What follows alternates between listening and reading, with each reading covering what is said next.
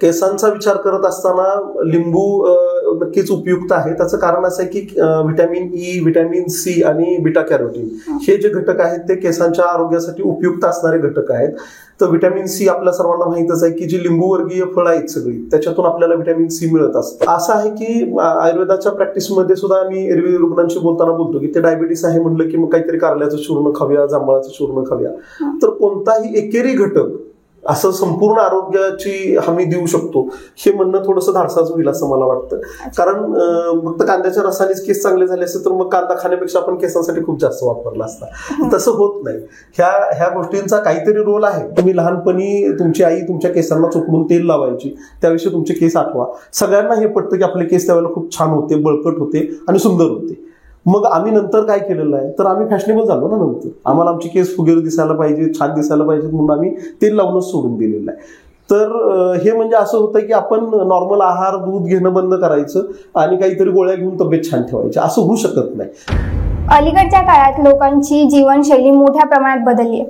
रात्री उशिरा झोपणं, सकाळी उशिरा उठणं, फास्ट फूडचं सेवन, व्यायामाचा अभाव, या सगळ्या वाईट सवयींमुळे लोकांच्या आरोग्याच्या समस्या वाढतात. या आरोग्याच्या समस्यांपैकी सर्वात मोठी आणि कॉमन समस्या म्हणजे केस गळती. केसांवरती विविध प्रयोग केले जातात. केसांना डाय लावणे, कलर करणे, याबरोबरच नाना प्रकारचे शॅम्पू, हेअर सिरम यांचा वापर मोठ्या प्रमाणात होतोय. यामुळे केस गळतीची समस्या वाढली आहे. तर केसाशी संबंधित समस्यांबाबत आज आपण आयुर्वेदाचार्य डॉक्टर नीरज जाधव यांच्याशी चर्चा करणार आहोत. तर सर्वप्रथम सर, आझाद मराठीच्या युट्यूब चॅनलवर तुमचं स्वागत. थँक्यू. तर आजच्या आपल्या व्हिडिओचा विषय आहे केस आणि आयुर्वेद. तर सर, माझा सर्वात पहिला प्रश्न तुम्हाला असा आहे की हल्ली केस गळतीची समस्या मोठ्या प्रमाणात वाढली आहे. अगदी तरुणांमध्ये सुद्धा केस मोठ्या प्रमाणात गळत आहेत. तर यामागे कारण काय असू शकतात? अगदी तुम्ही म्हटल्या पद्धतीनं सर्वच वयोगटाच्या लोकांमध्ये केसांच्या गळतीचं प्रमाण वाढलेलं आहे. तरुण लोकांमध्ये फक्त त्याचं गांभीर्य कदाचित जास्त आहे. पण केसांचं आरोग्य जे काही ढासळत चाललंय किंवा केस गळती, केस पांढरं होणं, या सगळ्या तक्रारी ज्या वाढतायत किंवा केसांमध्ये कोंडा होणं असेल, सगळ्याच गोष्टींमागं तुमच्या संपूर्ण जीवनशैलीचा जो प्रभाव आहे तो त्याच्यामध्ये असतो. आयुर्वेद असं सांगतो की तुम्ही केसांच्या आरोग्याचा विचार करत असताना फक्त केस म्हणून एक अवयव किंवा एक असं विचार न करता तुमच्या संपूर्ण आरोग्याचा परिपाक म्हणून तुम्ही केसांकडे पाहिलं पाहिजे. म्हणजे मी केसांना काहीतरी लावलं म्हणून केस छान होतील असा भाग त्याच्यामध्ये नाहीये. तर तुमचं संपूर्ण आरोग्य चांगलं आहे तर तुमचे केस चांगले असणार आहेत, असा इतका काय म्हणू आपण व्यापक विचार आपण केसांच्या आरोग्याच्या दृष्टीने केला पाहिजे. अगदी आधुनिक शास्त्राचं मत जरी आपण पाहिलं तरी त्याच्यामध्ये सुद्धा काय आहे, ऑक्सिडेटिव्ह स्ट्रेस नावाची जी संकल्पना सांगितली आहे की ज्याच्यामध्ये अँटीऑक्सिडंट्स आणि फ्री रॅडिकल यांचा शरीरामध्ये इम्बॅलन्स होतो आणि त्यामुळे एजिंगची जी प्रक्रिया आहे, म्हणजे वय वाढण्याची किंवा वार्धक्य येण्याची जी प्रक्रिया आहे ती बळावते. पण त्याच्यामुळे सुद्धा पुन्हा तेच आहे की तुमची जीवनशैली, मग त्याच्यामध्ये तुमचं ओबेसिटी असेल, तुमचा डाएट आहे, तुमच्या काही बॅड हॅबिट्स मध्ये ज्याच्यामध्ये तुम्ही म्हटलं तसं तुमची काही व्यसनं आहेत का, या सगळ्या गोष्टींचा त्याच्यामध्ये संबंध आहेच आहे. तर हेच मुळाशी आहे. म्हणजे आधुनिक शास्त्राचा विचार काय आणि आयुर्वेदाचा विचार काय, तुमची बिघडलेली जीवनशैली, म्हणजे ज्याच्यामध्ये तुमचा आहार, तुमचा विहार, तुमचं मानसिक आरोग्य, या सगळ्या गोष्टींचा परिणाम तुमच्या केसांवरती होतोय आणि त्यामुळं मग केस गळतीपासून सगळ्या बाकीच्या तक्रारी यांच्या त्या केसांच्या वाढत जात आहेत. बरोबर. बऱ्याचदा लोकांना केसामध्ये कोंड्याचा त्रास होतो. कोंड्यामुळे पण केस जास्त प्रमाणात गळतात आणि हिवाळ्यात तर ही समस्या खूप जास्त पाहायला मिळते. तर मग यावर काय उपाय करू शकतो आपण? केसात कोंडा आहे म्हटलं की स्काल्पला ड्रायनेस येतो हे पहिलं आपण समजून घेतलं पाहिजे. थंडीमध्येच हे का वाढतंय, तर थंडीमध्ये तुमच्या केसांना जो म्हणजे कोरडेपणा थंडीमुळे जास्त येतोय आणि त्याच्यामुळे केसात कोंडा वाढतोय. खूप गांभीर्याने घेण्याची ही गोष्ट आहे. त्याचं सगळ्यात पहिलं कारण कोंडा होण्याचं असं आहे की तुम्ही केसांना तेलच लावत नाहीये. अलीकडच्या महिलांचं म्हणजे पाठ झालेलं माझं उत्तर आहे. मी त्यांना विचारलं की तुम्ही तेल लावता का, तर हो. मग कधी लावता, तर ज्यावेळेला केस धुतो. मग केस कधी धुता, तर आठवड्यातनं एकदा दोनदा आम्ही केस धुतो आणि त्यावेळेला आम्ही तेल लावतो. तर केसांच्या मुळाशी जोपर्यंत तेल चांगल्या पद्धतीने लागत नाही तोपर्यंत कोंड्याची समस्या पूर्ण नाहीशी होऊ शकत नाही. आणि ओव्हरऑल स्काल्पला जो ड्रायनेस येतोय त्याचं कारणच त्याच्यामध्ये आहे की तुमच्या शरीरात जी काही उष्णता तयार होती ती सगळी तुमच्या स्काल्पमधून बाहेर पडत असते. ठीक आहे. अशा केसमध्ये बाकीची सगळी तेल जर तुम्ही बघितली, मग ते काय बदामाचं तेल असेल, तिळाचं तेल असेल, शेंगदाण्याचं तेल असेल, ही सगळी उष्ण तेल आहेत. खोबरेल तेल दोन्ही बाजूने, एका बाजूने ते केसांना असं म्हणूया की आपण मार्दवता देणारा आहे, जो काही ते त्याला जो काही केसांना वंगण हवाय ते देणार आहे, आणि दुसऱ्या बाजूनं तेल जे आहे ते गुणांनी थंड आहे, तर स्काल्पमध्ये वाढणारी हीटही कमी करणारं असं खोबरेल तेल आहे. त्यामुळे केसांच्या मुळाशी चांगलं तेल लागलं पाहिजे. केसात कोंडा होतं म्हणजे म्हटल्यानंतर कोरडेपणा जसा हा एक भाग झाला, तसं आपण ते फार आणखी बारकाईने जाऊन त्याची पुढे तपासणी करून घेतली पाहिजे. कधी कधी सोरायसिस असू शकतो आणि त्यामुळे सुद्धा केसांमध्ये कोंडा असतो. स्काल्पलाच जर सोरायसिसची लागण झालेली असेल तर कोंड्याचं प्रमाण खूप केसांमध्ये असू शकतं. पण या सगळ्याच्या मुळाशी पुन्हा तेच आहे, सोरायसिस सारखा आजार घेतला तर तुमच्या आहार विहारातले घटक बिघडल्यामुळे, तुमचा स्ट्रेस याच्यामुळे काहीतरी ऑटोइम्युन चेंजेस शरीरामध्ये होऊन सोरायसिस वाढीस लागतो. तशीच कथा कोंड्याच्या बाबतीत सुद्धा आहे. पण कोंडा जर कमी व्हावा असं अपेक्षित असेल तर केसांच्या मुळाशी कोरडेपणा येता कामाचा नाही. केसांना सातत्यानं तेल लावलं गेलं पाहिजे. ह्या गोष्टी होणं गरजेचं आहे, तर कोंड्यावरती चांगल्या पद्धतीनं मात करता येऊ शकते. केसात कोंडा झाल्यानंतर दोन्ही गोष्टी म्हणजे जसं केसांना तेल लावणं गरजेचं आहे, तसं त्यांची जी स्वच्छता चांगल्या पद्धतीने होते. म्हणजे बऱ्याच वेळा मग काही त्याच्यामध्ये ठराविक लेप घालून हे केलं जाऊ शकतं. तुम्ही मेहंदी वापरू शकता, काही केस धुणं वगैरे ह्या सगळ्या गोष्टी करायला हरकत नाही. पण केसांच्या मुळाशी तेल चांगल्या पद्धतीने लागणं हेच कोंड्यावर मात करण्यासाठीच उत्तम उपाय आहे असं मला वाटतं. पण सर, जसं आता तुम्ही कोंड्यावरती काही उपाय सांगितले की आपण तेलात काहीतरी मिक्स करून लावू शकतो. बऱ्याचदा घरी आई किंवा आजी केसामध्ये कोंडा झाल्यानंतर लिंबू लावतात, तर मग ते नक्की चांगलं असतं का? केसांचा विचार करत असताना लिंबू नक्कीच उपयुक्त आहे. त्याचं कारण असं आहे की व्हिटॅमिन ई, व्हिटॅमिन सी आणि बीटा कॅरोटीन हे जे घटक आहेत ते केसांच्या आरोग्यासाठी उपयुक्त असणारे घटक आहेत. तर व्हिटॅमिन सी आपल्या सर्वांना माहितच आहे की जी लिंबूवर्गीय फळं आहेत सगळी, त्याच्यातून आपल्याला व्हिटॅमिन सी मिळत असतं. मग ते तुम्ही पोटातून घेतलं जाणं किंवा त्याचं लोकल ऍप्लिकेशन ह्या सगळ्या गोष्टी नक्कीच मदत करतात. त्यामुळं लिंबू वापरायला काहीच हरकत नाही, त्याचा उपयोग नक्की होऊ शकतो. आणि त्याचं कारण ते आहे की केसांच्या वाढीला किंवा आरोग्यासाठी पूरक ज्या गोष्टी आहेत त्या आपल्याला लिंबामधून मिळतात आणि त्याच्यामुळे आपण लिंबाचा वापर करू शकतो. आणि भरपूर सोशल मीडियावरती व्हिडिओज वगैरे असतात, त्यात असं सांगितलं जातं की कांदा हा केसासाठी म्हणजे केसांच्या वाढीसाठी चांगला असतो. तर नक्की कांद्याने केसांना फायदा होतो का? असं आहे की आयुर्वेदाच्या प्रॅक्टिसमध्ये सुद्धा आम्ही एरवी रुग्णांशी बोलताना बोलतो की ते डायबिटीस आहे म्हणलं की मग काहीतरी कारल्याचं चूर्ण खाऊया, जांभळाचं चूर्ण खाऊया. तर कोणताही एकेरी घटक असं संपूर्ण आरोग्याची हमी देऊ शकतो हे म्हणणं थोडंसं धाडसाचं होईल असं मला वाटतं. कारण फक्त कांद्याच्या रसानेच केस चांगले झाले असते तर मग कांदा खाण्यापेक्षा आपण केसांसाठी खूप जास्त वापरला असता. तसं होत नाही. ह्या गोष्टींचा काहीतरी रोल आहे. म्हणजे त्याचा काय म्हणू आपण की त्यातले जे काही घटक आहेत ते कदाचित केसांच्या वाढीला पूरक असतील किंवा आरोग्याला. पण फक्त कांद्याचा रस लावला म्हणून केस चांगले होतील, कांदा खाण्यात आला म्हणून चांगले होतील असं आपण निकषांपर्यंत येता कामाचं नाहीये. त्यासाठी ओव्हरऑल हेल्थ म्हणजे मी एरवी पण ते म्हणायचो की आपण कशामधून सेलेनियम मिळतं किंवा अमुक मसाल्याच्या पदार्थांमधून हे मिळतं ते मिळतं हे जे म्हणतो, तर रोजच्या खाण्यामध्ये आपले ते पदार्थ आहेत. लसणाशिवाय आपली भाजीच होत नाही, लवंग मिरी दालचिनी टाकल्याशिवाय आपला स्वयंपाकच होत नाही. अशा केसमध्ये आपण ते वेगळं खाण्याचा विचार करणं खरंच आवश्यक आहे का? तर मला नाही वाटत की तशी आवश्यकता आहे. तर तुम्ही जसं आता ते लिंबू म्हणाला किंवा कांदा म्हणाला, आपण याला जोडून असा विचार करूया की म्हणल्या पद्धतीने व्हिटॅमिन सी, व्हिटॅमिन ई आणि बीटा कॅरोटीन हे काही जे घटक आहेत ते केसांना पूरक आहेत. पण ते कशातून मिळतात? तर व्हिटॅमिन सी आपल्याला सगळं लिंबूवर्गीय फळांमधून मिळणार आहे. तुमचं व्हिटॅमिन ई जे आहे ते आपल्याला बरेचसे काही तुमची नट्स किंवा हे ह्याच्यातून मिळतंय, बऱ्याचशा फळांमधून पालेभाज्यांमधून मिळतंय. डार्क म्हणून जे काही आपली धान्य आहेत किंवा फळं भाज्या आहेत, मग तुमचं बीट असेल किंवा डार्क भाज्या म्हणजे पालेभाज्या वगैरे ह्या सगळ्यातून बीटा कॅरोटीन मिळतंय. त्यासाठी वेगळ्या गोळ्याच खाल्ले पाहिजेत किंवा ते घटक घेतले पाहिजे असं नाही. तर तुमचा आहार पुन्हा संतुलित आहार आणि सर्व समावेश ज्याच्यामध्ये प्रॉपर फळं, भाज्या, लिंबूवर्गीय फळं ह्या सगळ्यांचा समावेश आहे, अशा पद्धतीचा संतुलित आहार जर असेल तर मला असं वाटतं की हा फक्त कांदा किंवा लिंबू असा वेगळा विचार करण्याची गरज पडणार नाही. आणि ते तर तितक्या चांगल्या पद्धतीनं सगळ्या गोष्टी घेतल्या गेल्या तर केसांचं आरोग्य नक्की चांगलं राहू शकतं. अगदी बरोबर. तर सर, माझा पुढचा प्रश्न असा आहे की तुम्ही मगाशीच म्हणालात की केस चांगले ठेवण्यासाठी आपल्याला ते धुणं, त्यांना स्वच्छ ठेवणं गरजेचं आहे. मग मुलांचं कसं असतं की ते दररोज केस धुवू शकतात, पण महिलांच्या केसांची लांबी जास्त असल्यामुळे त्यांना थोडं कठीण त्रास वेळ लागतो.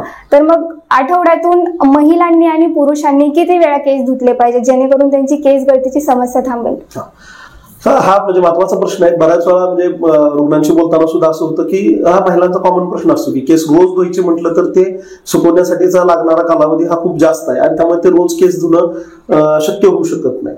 मी केस धुण्यावर बोलण्याआधी पहिल्यांदा तेल लावल्यावर बोलेन की ते केस धुण्याचं कारण पुन्हा तिथंच आहे. केसांना तेल लावून चिकटपणा आलाय म्हणून केस धुवायचे आहेत असं आहे किंवा सगळं तर ते त्याच्याशी ते जोडलं जातं. तर केसांना तेल जितकं जास्त वेळा लागणार आहे, जितकं तुम्ही रेग्युलर तेल लावणार आहे तेवढं केसांचं आरोग्य चांगलं राहणार आहे. म्हणजे सगळ्या चर्चेच्या मुळाशी हा जर काय असेल तर केसांच्या मुळाशी छान तेल लागणं हीच गोष्ट ह्या सगळ्या चर्चेच्या मुळाशी राहील.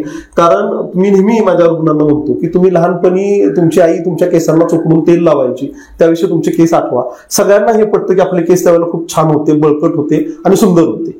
मग आम्ही नंतर काय केलेलं आहे तर आम्ही फॅशनेबल झालो ना. नंतर आम्हाला आमची केस फुगेर दिसायला पाहिजे, छान दिसायला पाहिजे म्हणून आम्ही तेल लावूनच सोडून दिलेलं आहे. तर हे म्हणजे असं होतं की आपण नॉर्मल आहार दूध घेणं बंद करायचं आणि काहीतरी गोळ्या घेऊन तब्येत छान ठेवायची, असं होऊ शकत नाही.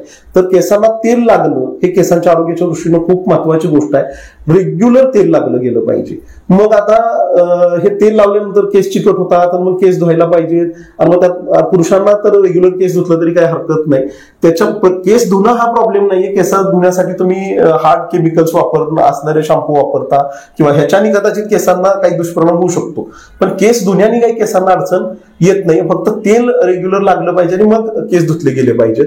महिलांच्या केसमध्ये असं आहे की ते केस सुकवण्याला वेळ लागू शकतो. हे आहे अशा केसमध्ये शक्यतो महिलांनी रात्री झोपताना तेल लावावं. बऱ्यापैकी सकाळपर्यंत ते तेल जे आहे ते केसांमध्ये ऍब्सॉर्ब होऊन जातं आणि शक्यतो आठवड्यातनं कमीत कमी 2 वेळा तरी केस धुतले गेले पाहिजेत. कारण केसांचं हायजीन म्हणून जे आहे ते पण मेंटेन व्हायला पाहिजे. त्याच्यापेक्षा जास्त झालं तर उत्तमच, पण कमीत कमी आठवड्यातून 2-1 वेळा तरी केस धुतले गेले पाहिजेत जेणेकरून केसांचं काय म्हणू आपण हायजीन किंवा स्वच्छता जी ती चांगल्या पद्धतीनं राखली जाईल चांगल्या पद्धतीनं असं.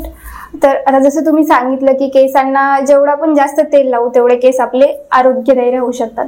तर कोणत्या प्रकारची तेल लावली गेली पाहिजेत, म्हणजे कोणती हेल्दी असू शकतात? मला असं वाटतं की थोडं ते अलीकडं तुमच्या बऱ्याचशा तेलांच्या जाहिराती बघायला मिळतात. आणखी काय ते आदिवासी तेल वगैरे असा सगळा प्रकार आपल्या अलीकडे खूप चर्चेमध्ये आहे. तर आपण तेल हा विचार करताना काय समजून घ्यायचं आहे तर डोकं जे आहे ते आपल्या शरीराचं म्हणजे आधुनिक शास्त्रानुसार सुद्धा शरीराचं हीट सेंटर आहे. आयुर्वेदानुसार सुद्धा डोकं हे पित्ताचं स्थान सांगितलेलं आहे. तर तुमच्या शरीरात जिथं कुठं उष्णता वाढतीये ती तुमच्या डोक्यामधून बाहेर पडत असते. म्हणजे मी एरवी रुग्णांना केस गळतीचं कारण समजून देताना नेहमी सांगतो की तुमची केस गळती जर तुम्हाला कमी करायची आहे किंवा केस पांढरं होणं हे जर तुम्हाला कमी करायचं आहे तर तुम्हाला तुमच्या शरीरात वाढलेली उष्णता कमी करायची आहे. आयुर्वेदानं काय सांगितलंय तर खालित्य आणि पालित्य म्हणजे केस गळणं आणि पांढरं होणं हे सगळं जे आहे ते पित्त प्रकृतीच्या मध्ये किंवा ज्यांच्या शरीरामध्ये पित्ताचं आधिक्य आहे त्या लोकांमध्ये प्रामुख्यानं पाहण्यात येतं. म्हणजे काय होतं तर शरीरामध्ये ह्या लोकांच्या उष्णता अधिक असते. साधा विज्ञानाचा नियम आहे, कोणतीही गोष्ट थंड केली की तिचं आकुंचन होत आहे आणि गरम केली की त्याचं प्रसरण होत आहे. तुमच्या शरीरामध्ये उष्णता वाढली आणि पर्यायानं त्यानं स्काल्पमध्ये जर हीट वाढलेली आहे, डोक्यावरती उष्णता वाढली तर केसांची तुमच्या उष्णता वाढून केसांची मुळं प्रसरण पावणार आहेत आणि केस गळती वाढणार आहे. तर हे जर थांबवायचं असेल तर स्काल्प थंड राहायला पाहिजे. त्याच्यासाठी काय करू शकतो तर मग त्यासाठी तेल लावलं गेलं पाहिजे. मग त्यात तेल चांगलं कोणतं तर मगाशी मी बोलताना म्हटलं तसं बदामाचं, तिळाचं, शेंगदाण्याचं ही सगळी जी काही तेल आहेत ही गुणानं उष्ण असणारी तेल आहेत. तुलनेनं खोबरेल तेल हे एकमेव तेल असं आहे की जे गुणानं थंड आहे. तर शुद्ध खोबरेल तेल मग त्यात कुठल्या कंपनीचं लावावं हा काही मी हे करणार नाही, पण साधं खोबरेल तेल शुद्ध असलेलं ते केसांसाठी सगळ्यात चांगलं तेल आहे. आयुर्वेदाचे आम्ही डॉक्टर काय करतो फार करून तर जी काही थंड गुणाच्या वनस्पती आहे ज्याच्यामध्ये किंवा आपण म्हणू की व्हिटॅमिन सी पण जात आहे, थंड गुणाचा आहे, रसायनाचा आवळा घातला जातो किंवा माका भृंगराज म्हणून आपण जी वनस्पती जिला म्हणतो ती केसांना उपयुक्त असणारी वनस्पती हे आम्ही ही तेल सिद्ध करतो की जेणेकरून या तेलाचे गुण आणखीन कसं वर्धन होईल. पण नॉर्मल केसमध्ये तर आपण म्हटलं तर खोबरेल तेलासारखं उपयुक्त दुसरं तेल कोणतंही असू शकत नाही. खोबरेल तेलच केसांच्या मुळाशी चांगल्या पद्धतीनं लागलं गेलं पाहिजे असं मला वाटतं. अच्छा, सर, आता जसं तुम्ही बोलण्यात आदिवासी तेलाचा उल्लेख आला, तर केश किंग, इंदुलेखा, आदिवासी तेल यासारखे तेलाच्या ज्या कंपन्या असतात त्या असं सांगतात की आमचं तेल आयुर्वेदिक आहे, आम्ही केस वाढण्यासाठी नैसर्गिक गोष्टी वापरून तेल बनवतो. तर मग या कंपन्यांचे जे तेल असतात ते वापरल्यामुळे खरंच केस गळती थांबते का? म्हणजे तुमचा अनुभव काय? तेल लावल्याने केस गळती थांबणार आहे.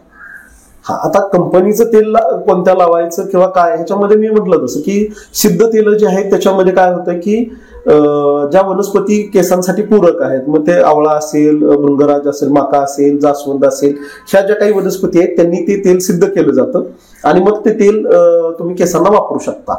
पण ह्याचा अर्थ फक्त तशा पद्धतीची तेल वापरल्यानंच केस गळती थांबू शकते असं काही नाही. खोबरेल तेल वापरूनही आपण केस गळती चांगल्या पद्धतीनं थांबवू शकतो. या उपर कसं आहे की आता ही जी तेलं बनवली त्याच्यामध्ये खरंच फक्त ती वनस्पती घटकांपासून बनवलीत का आणखी काही केमिकलचा प्रयोग केला याची शाश्वती आपल्याला मिळू शकत नाही. तर त्या केसमध्ये मला असं वाटतं की आपण आपल्या पद्धतीनं विश्वासार्ह जी काही तेलं उपलब्ध आहेत त्यांचाच आपण केस गळतीसाठी वापर केला गेला पाहिजे आणि त्याचं काय म्हणू आपण त्याच्या मागे जो काही बाजार आहे तो समजून घेतला पाहिजे. कारण ठीक आहे त्यांचं तेल चांगलं आहे, ते तुम्हाला पॅराफ्यूच्या कंपॅरिझन मध्ये किंवा साध्या खोबरेल तेलाच्या कंपॅरिझन मध्ये तसं मिळतंय, उपयुक्त आहे, तर ते तुम्ही वापरू शकता. पण त्या आडून कुठंतरी खूप तुमची आर्थिक फसवणूक होणार असेल तर हे आपण टाळलं पाहिजे असं मला वाटतं. कारण ते काय म्हणू आपण, जर तुमची तहान पाण्यानंच भागणार असेल तर त्याच्यासाठी कुठलं तरी आणखी एक्सपेन्सिव्ह काहीतरी गोष्ट शोधावी, हे तितकंसं लॉजिकल नाही असं मला वाटतं. तर त्यामुळं खोबरेल तेल उपयुक्त आहे. मग कोणत्या कंपनीचं किंवा कोणती तेलं हे याला फारसा काय अर्थ राहत नाही असं मला वाटतं. बर, जसं तुम्ही सांगितलं की खोबरेल तेल केसांसाठी चांगलं आहे, पण मी असंही ऐकले की राजस्थानमध्ये लोक मोहरीचं तेल केसांना लावतात. मुळात मोहरीचं तेल खाण्यासाठी वापरतो आपण, पण ते केसांना लावलं जातं. त्याचा उपयोग होतो का? न्यूट्रिशन वाईज म्हटलं तर त्या मोहरीच्या तेलाचा थोडा फायदा होतो. पण आपण काय म्हणू आपण रोजचं जे दैनंदिन जीवन आहे त्याच्यातला विचार जर प्रामुख्याने समोर ठेवला तर मोहरीचं तेल लावणं हे तितकंसं सोयीस्कर नाहीये. खोबरेल तेलानं तुमचं केसांचं आरोग्यही राखलं जातं आणि ते तुम्हाला रोजच्या ह्याच्यामध्ये वापरात आणल्यामुळे फारसा काही त्रासही सहन करावा लागत नाही. मग ते वासिना असेल, बाकीच्या काही गोष्टी असतील, हा भाग नाहीये. मोहरीचं तेल कधी कधी काय म्हणू आपण एक चेंज म्हणून कधीतरी लावलं इथपर्यंत ते ठीक आहे. पुन्हा त्यात आपण असं म्हणूया की नैसर्गिक गोष्टींचा हे आहे, विचार आहे. राजस्थानचं तापमान वेगळं आहे, आपल्याकडचं तापमान वेगळं आहे, तर तो सगळं म्हणजे ओव्हरऑल प्रकृतीचा सुद्धा त्याच्यामध्ये फरक आहे. तर मला असं वाटतं की आपण लोकांनी खोबरेल तेलच लावायला पाहिजे. अच्छा, तर केस चांगले राहण्यासाठी, केस घनदाट राहण्यासाठी जसं की तुम्ही सांगितलं केस वारंवार धुतले गेले पाहिजेत, पण बऱ्याचदा आंघोळीसाठी आपण जे पाणी वापरतो त्यामुळे सुद्धा केस गळती वाढू शकते. तर मग याबद्दल काय सांगा? आंघोळीसाठीचं पाणी जे वापरतोय ते पुन्हा त्याच्यात क्षारांचं प्रमाण किती आहे, त्यामुळे ते हार्ड आहे का वगैरे ह्या सगळ्या गोष्टींचा त्याच्यामध्ये परिणाम येत असतो.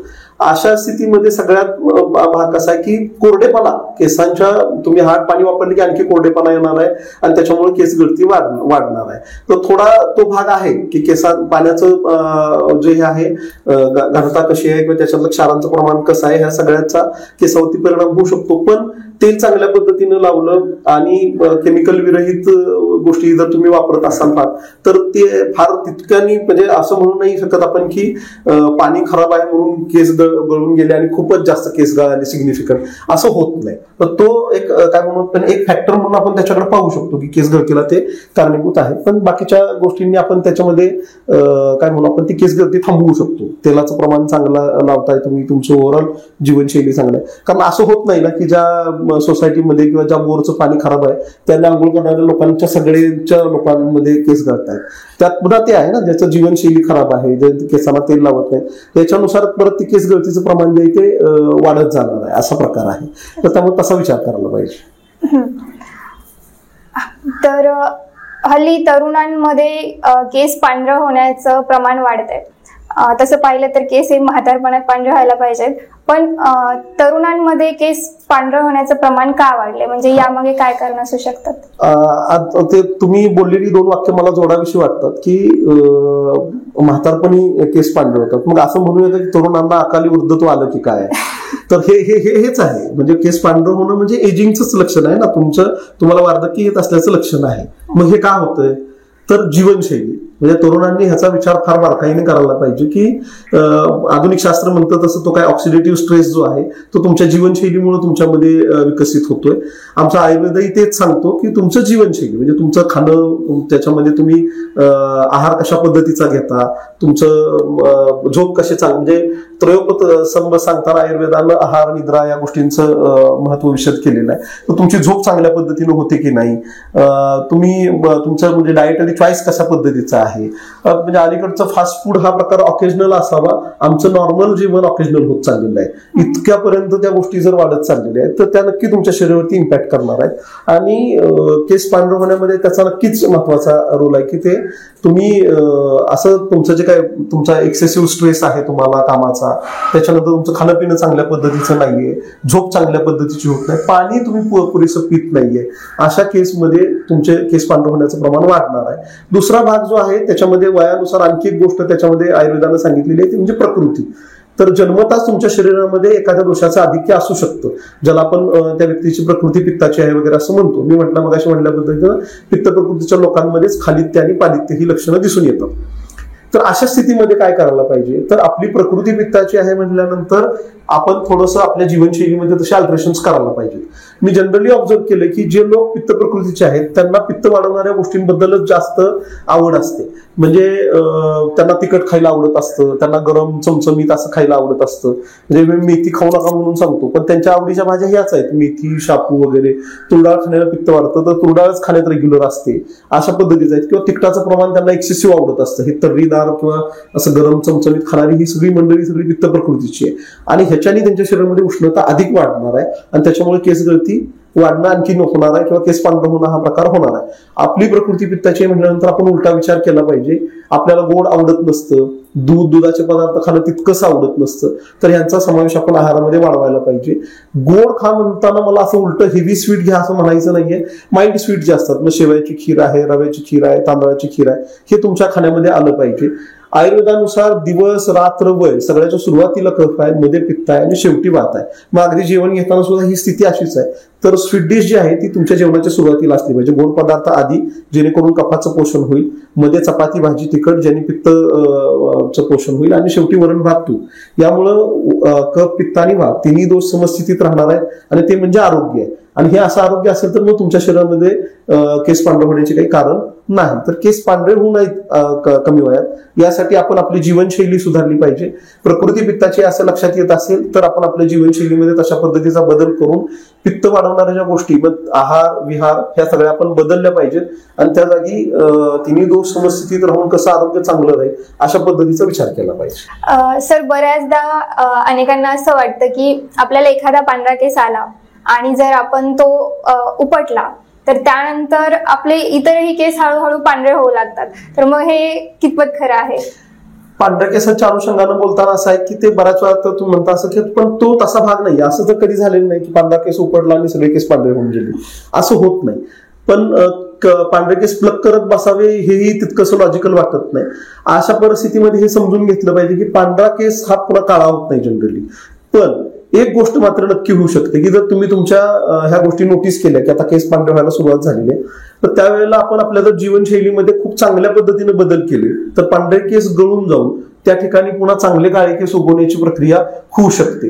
तर मला असं वाटतं की हे केस उपटून काढण्यापेक्षा पांढरे केस गळून जावे आणि त्या ठिकाणी चांगले काळे केस यावे ह्यासाठी आपण आपली जीवनशैली सुधारावी, अशा पद्धतीचा विचार आपण करायला पाहिजे. कारण ते केस उपटणं हे काय म्हणू आपण, आपल्यालाही ते त्रासदायक आहे आणि आरोग्याच्या दृष्टीने सुद्धा ती काही तितकीशी उपयुक्त गोष्ट आहे असं मला वाटत नाही. केस गळतीच्या समस्येमुळे लोकांना हल्ली टक्कल पडण्याची समस्या वाढली आहे. तर टक्कल नेमकी केव्हा पडते? आता आपण बोलतानाच बोललो ना की ज्यांची प्रकृती पित्ताची आहे, खालित्य आणि पालित्य, त्याच्यामध्ये अनुवंशिकतेचा भाग थोडा आहेच आहे बालनेसमध्ये, ठीक आहे. पण तरी सुद्धा जर आपण आपल्याला ते कळायला लागलं की आपलं केस एक सिग्निफिकंट लेवल पर्यंत गळतायत आणि आता टक्कल पडू शकतं, तर तुम्ही जीवनशैलीमध्ये चांगल्या पद्धतीने बदल करून ते थांबवू शकता. हा पहिला. दुसरा भाग, ज्यांची प्रकृती आहे पित्ताची, त्यांनी जर ते खूप लवकरच म्हणजे कमी वयातच जर आपण त्याच्याकडे लक्ष द्यायला सुरुवात केली आणि तुमचा आहार विहार जर तुम्ही खूप चांगल्या पद्धतीने बदलला तर तुम्ही ते सुद्धा थांबवू शकता. पण त्यातूनही पुढे जाऊन केस गळती झालीच, मग त्यात काय अनुवंशिक कारणानं म्हणा किंवा ह्या सगळ्यांनी, तर मला असं वाटतं की ते जे टक्कल आहे त्याच्याकडे बघण्याचा दृष्टिकोन सुद्धा आपण बदलायला पाहिजे.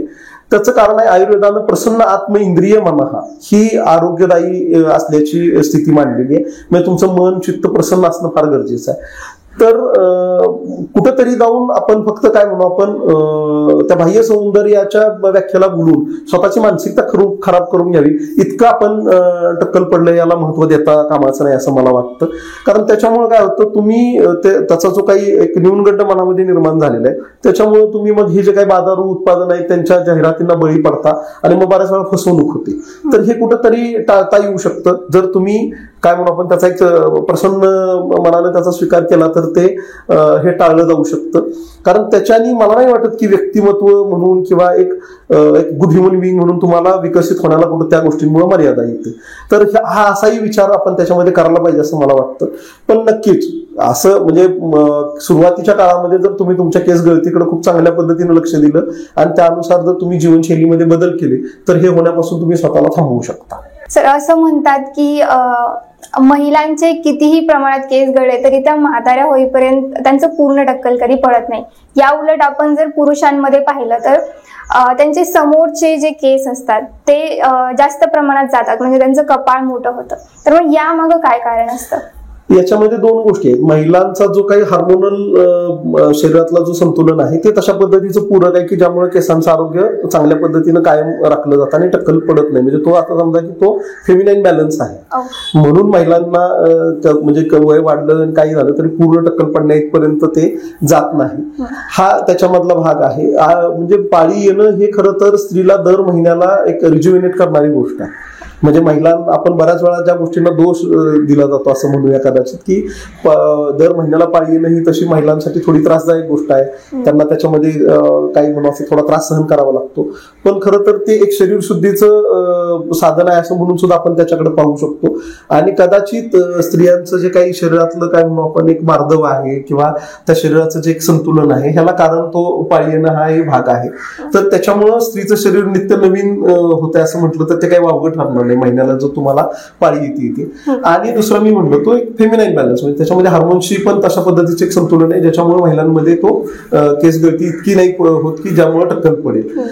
पुरुषांमध्ये ही गोष्ट त्याच्या बरोबर उलटी आहे असं म्हटलं तरी ते काय वावगं ठरणार नाही. तशा पद्धतीचा तो भाग आहे. आणि जो जीवनशैलीचा भाग आहे त्याला अनुवंशिक गोष्टी पुन्हा जोडल्या गेलेल्या आहेत आणि ह्या सगळ्यांचा परिपाक म्हणून मग ते पुरुषांमध्ये टक्कल पाहायला मिळते.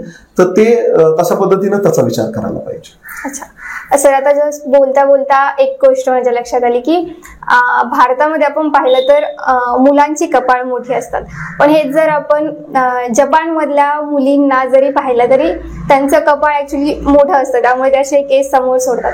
तर मग तिथल्या लोकांमध्ये अशा प्रकारची समस्या का असते? समस्या म्हणून नाही म्हणतायत. पुन्हा असं आहे की आता तुम्ही म्हणता म्हणून पण आपल्या भागातही बऱ्याच महिलांची कपाळ मोठी असतात. आपल्या ते हा असं काय म्हणून एक ट्रेंड म्हणून आपण किंवा एक पॅरामीटर म्हणून आपण त्याच्याकडे तसं बघता कामाच नाही की कपाळ मोठं असणं किंवा केसांची ठेवण कशा पद्धतीची आहे. जॉग्राफिकल त्याच्यामध्ये काही गोष्टी इन्क्लूड असू शकतात की ह्या भागात राहणाऱ्या लोकांची रचना अशा पद्धतीची, पण त्याचं असं काय म्हणू आपण की सायंटिफिकली प्रूव्हन असं काही फॅक्ट आपण त्याला जोडू शकत नाही.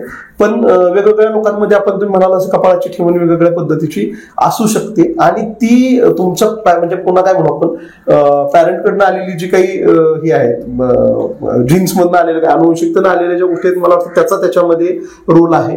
आणि त्या भागातल्या लोकांमध्ये तशा पद्धतीची गुणसूत्रांची रचना सुद्धा असू शकते. म्हणजे त्या ठराविक देशांमधल्या किंवा हे आणि तशा पद्धतीने ते कंटिन्यू झालं असू शकतं. त्याला काही सेट पॅरामीटर कुठला घालता येणार नाही असं मला वाटतं. आपण खूपदा पाहतो सर की ज्या लोकांना टक्कल असते त्यांना खूपदा घाम येतो, तर मग ते तसं का होतं? पुन्हा ते की केस गळती कुणामध्ये जास्त आहे किंवा हे काय आहे तर त्यांच्या शरीरामध्ये उष्णतेचं प्रमाण अधिक आहे तर त्यांना घाम जास्त येतो. म्हणजे तुम्ही जर लहान मागणी बारकाईनं जर बघितलं तर ज्यांना टक्कल पडलेला आहे त्या लोकांना ज्यावेळेला घाम येतो तो जास्त करून तो टाळूवरती आलेला दिसतो. ह्याच्यातून तुम्हाला समजू शकतं की शरीरातून उष्णता जी बाहेर पडते ती तुमच्या म्हणजे डोक्यात स्काल्प मधून बाहेर पडते आणि त्याच्यामुळे त्यांना ते जेवायला बसल्यानंतर किंवा घाम आल्यानंतर टाळूवरती घाम येतो. आणि साहजिकच त्यांच्या शरीरामध्ये उष्णतेचं प्रमाण जास्त आहे, त्यामुळे त्यांना एक्सेसिव्ह स्वेटिंग होत असतं. पित्त प्रकृतीचे जे लोक आहेत त्यांच्यामध्ये अधिक घाम येणं हे लक्षण सांगितलेलं आहे आयुर्वेदामध्ये. तर हे सगळं त्याचं कारण आहे की त्यांच्या शरीरामध्ये पित्ताचं आधिक्य आहे, उष्णतेचं प्रमाण अधिक आहे, त्याच्यामुळे त्यांना घाम जास्त येतोय. हा त्याचं फक्त कारण आहे. तर अनेकांना असं वाटतं की केस गळती थांबवण्यासाठी सगळ्यात चांगला उपाय म्हणजे केस कापणं. तर मग खरंच केस कापल्यानंतर त्यांची वाढीचं प्रमाण वाढतं का? केस कापल्याने वाढीचं प्रमाण वाढतं का वगैरे म्हणजे काय की ते लोकांचा म्हणजे एक ग्रह असतो की बाबा मी केस कापले तर मला, पण तुम्ही केस वरून कापताय, तुम्ही मुळात केस बदलत नाहीये. तर तुमचे हेअर रूट जिथं प्रॉमिनंट आहेत ते केस पुन्हा वाढणार आहेत. जिथं हेअर रूट तुमचे डॅमेज झालेले आहेत तिथं पुन्हा काही केस वाढणार नाहीत. मग ते केस कापले म्हणून किंवा काही केलं म्हणून ते केस वाढणार नाहीत.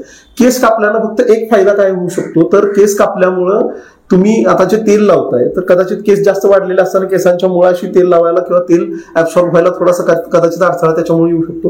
केस कापल्या कारणानं बाबा चला केसांच्या मुळाशी छान चांगलं तेल तुम्हाला जिरवता येऊ शकतं.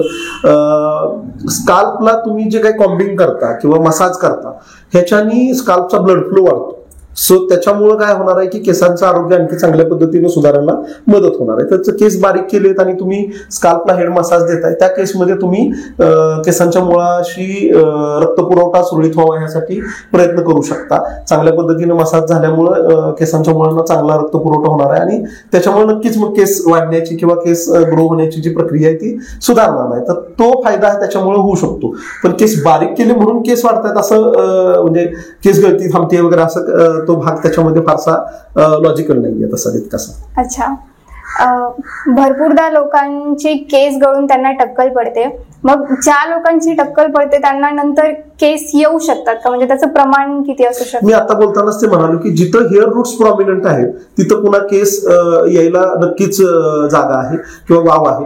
पण हेअर रूट्स जर तुमचे डिस्ट्रॉय झालेले असतील तर त्या केसमध्ये पुन्हा केस उगवून येऊ शकत नाहीत.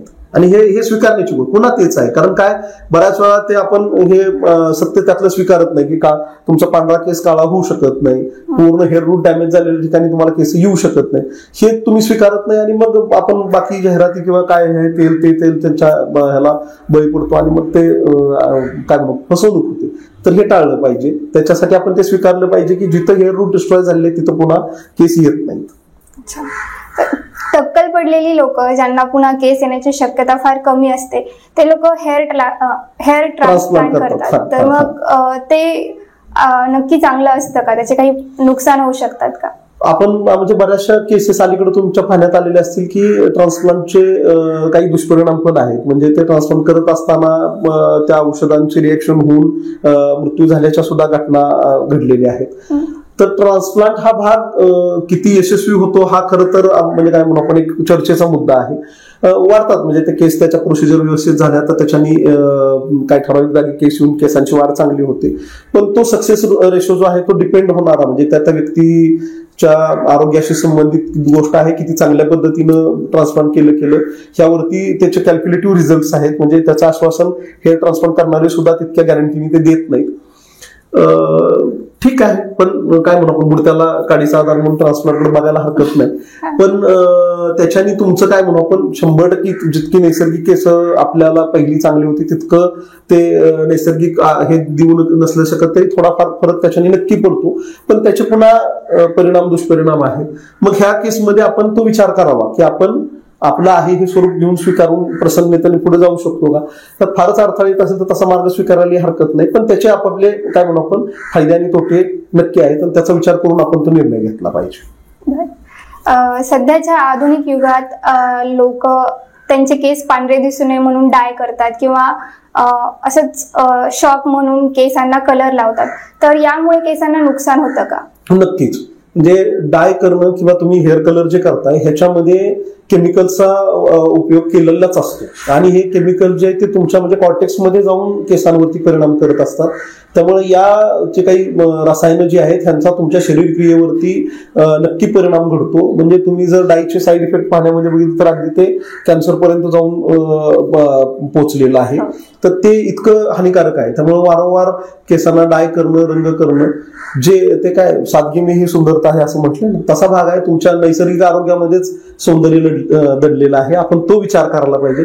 शक्य तितकं म्हणजे काही रसायनांच्या जे काही केमिकल्सशी रिलेटेड ज्या डायज किंवा कलर आहेत त्यांना आपण टाळलेलंच उत्तम असं मला वाटतं. मेहंदी लावणं कधीतरी केसांना चांगलं आहे, पण हे डाय किंवा कलरिंग हा जो आहे हा केसांचंही आरोग्य धोक्यात आणणारा विषय आहे आणि ते तुमच्या संपूर्ण आरोग्याला सुद्धा घातक ठरू शकतं. हे लक्षात घेऊन मला असं वाटतं की त्याच्यापासून दूर राहिलेलंच चांगलं. तर सर्वात शेवटी हा प्रश्न विचारते की केस घनदाट व्हावेत म्हणून काय खावं?